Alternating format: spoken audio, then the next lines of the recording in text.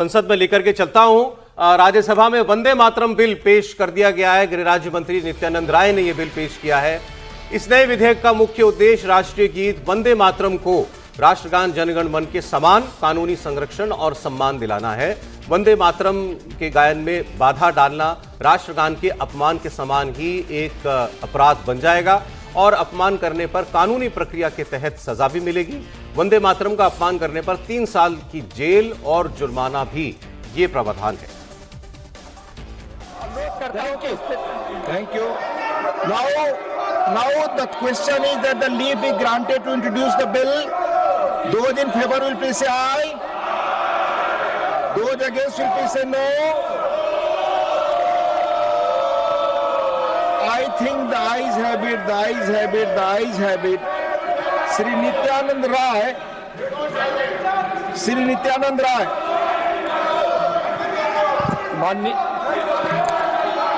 माननीय महोदय, मैं विधेयक पुनर्स्थापित करता हूं। You introduce the bill. Thank you. माननीय सदस्यगण, कृपया अपनी जगह बैठे, बहस चलने दें।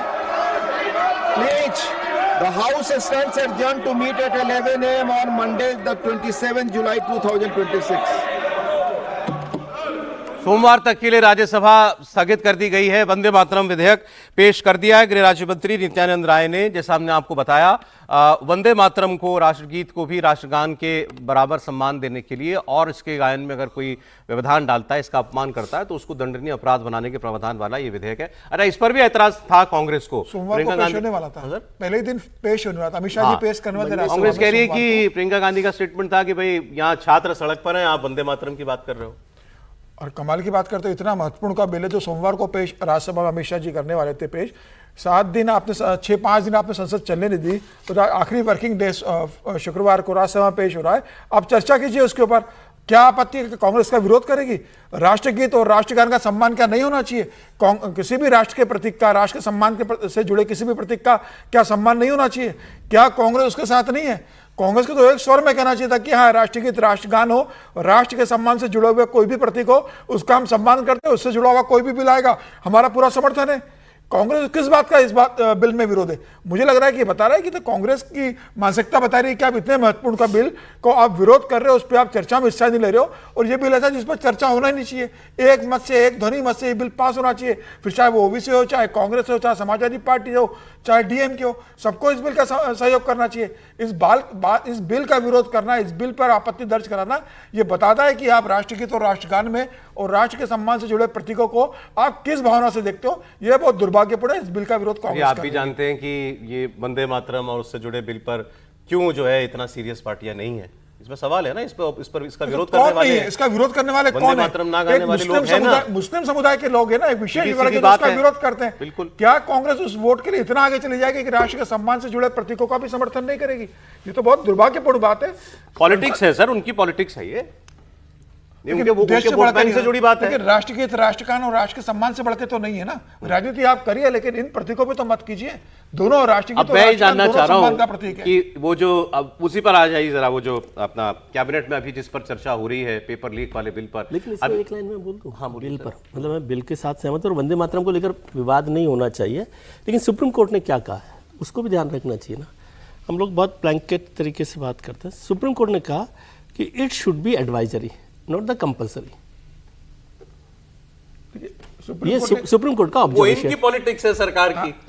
नहीं, सुप्रीम कोर्ट का ऑब्जर्वेशन है। नहीं, मैं कह रहा हूं जैसे जिसकी पॉलिटिक्स हो, मैं तो उसके सहमत हूं। विरोध करने वालों की अपनी वोट बैंक की पॉलिटिक्स है, इनकी सरकार की पॉलिटिक्स, बीजेपी की पॉलिटिक्स ये है कि ये बिल लाओ और लोग इसका विरोध करने वाले एक्सपोज हो, पता चले कौन इसका विरोध करता है, और फिर हमें वो बात कहने का मौका मिलेगा कि क्यों कर रहे हैं, किसके लिए विरोध कर रहे हैं इस बात को। ये नहीं, मैं तो कहा कि सुप्रीम कोर्ट का क्या ऑब्जर्वेशन, वो ठीक बात है।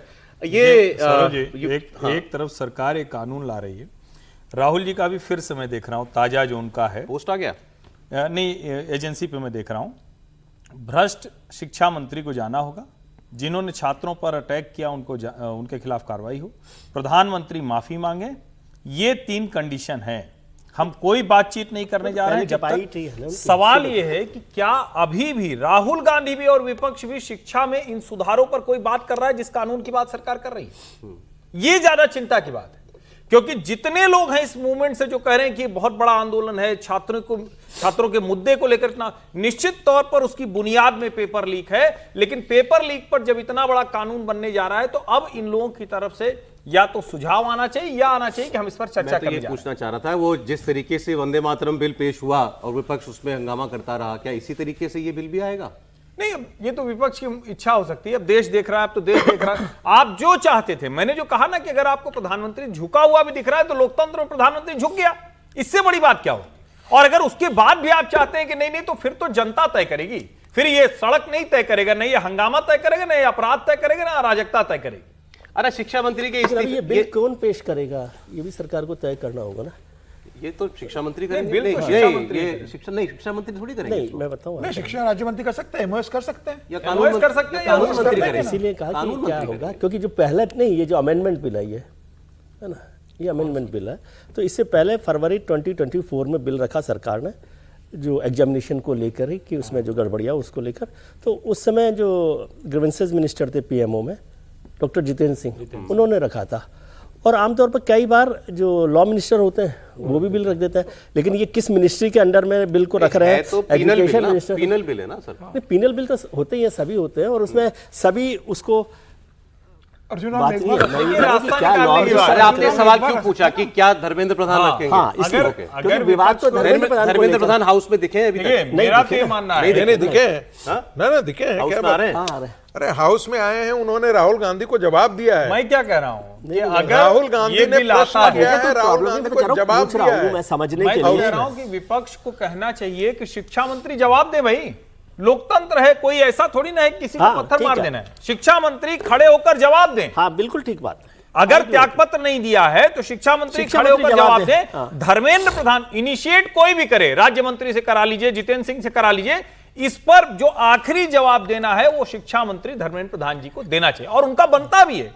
वो बताएंगे ना, आखिर जब सारी चीजें ये वो बिल्कुल झेल रहे ठीक बात हैं है। तो इसका जवाब भी उन्हें अच्छा, देना और चाहिए।